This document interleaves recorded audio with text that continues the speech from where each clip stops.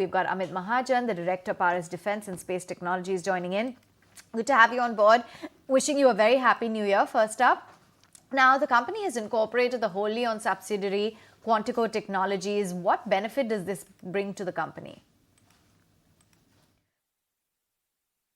Happy New Year to all the viewers and Happy New Year to you as well.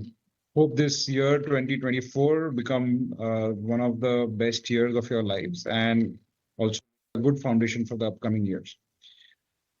Now, when it comes to Quantico Technologies, because it will be riding on the strengths of Paras Defense's existing prowess into optics, into electronics, and also into security systems, we will be able to make this as the nodal subsidiary in the coming future.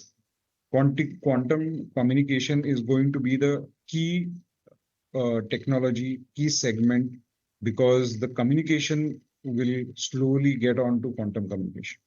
So this is the vastness of this particular field, and you will be amongst the first few companies to venture into this in the country, and not just venture with a particular wish and will, but also will be backed by your current strength, your current capabilities, and you'll be able to map your expertise and your manufacturing capabilities to deliver the next generation technologies for the world. So the big ticket defense deal on agenda as the Modi government hosts the French president on the Republic Day. What are the opportunities that will bring to your stable? So Paras Defense is into wide range of technologies and serving platforms from, say, a small UAV to a large submarine or a aircraft carrier, or for that matter, fighter jets. So we are across all platforms. This means that any indigenization or any big deal or a small deal announcement that the Ministry of Defense does, Paras will directly or indirectly get benefited, because we are into from components to systems. We are across all segments, all technologies. Right.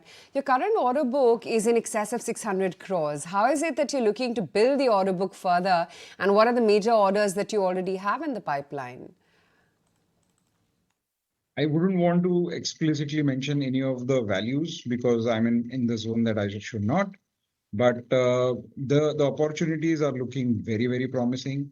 The defense sector is very promising right now. And this is not just for now, but for the years to stay. The order book is going to be very strong. The bifurcation between the two segments of Paras Defense's core business, that is optics and optronic systems, and defense engineering as a whole, both will have a 50-50% share.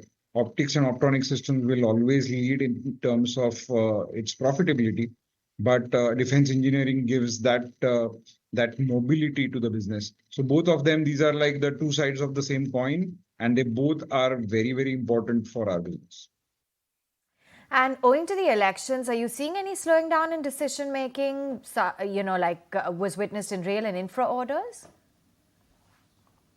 So defense, I would rather always put it up here that it is isolated from what happens on the political front, because this is directly related to the national security, and no Indian would want our defense forces to have something which is not in the interest of the nation. So as far as you're a nationalist, be it any party, your defense requirements and defense procurement policies will be in favorable conditions to the country. And hence, I wouldn't say that defense has got anything to do with what happens, whether the elections happen or whether they don't happen. This is all completely driven by the national security requirements of the nation, and every Indian should be focusing on making sure that we are safe. So considering the strong order book you have, are you on track for a 30 to 40% growth in FY24?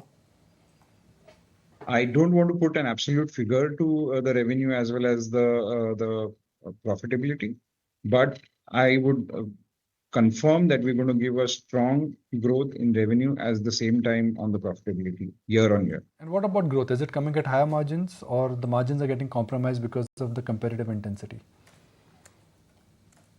So Paras is a little spoiled when it comes to this, because Paras usually looks for technologies where there is low or minimal competition. We keep R&D as our focus, and we make sure that we are trying to do something which other companies do not enter into. None of our customers get offended.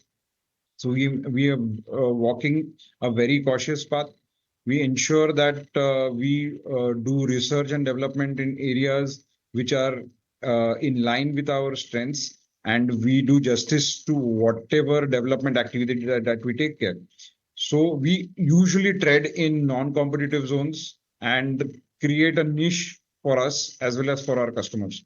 So we do not have any problem when it comes to competition. Relatively, Paras, with its presence of over so many years, has created its own value for its customers and considered to be one of the most reliable companies in its sector. And your exports, they're about 20% of the total revenue. How have exports fared this quarter? Will your revenue pie for exports grow?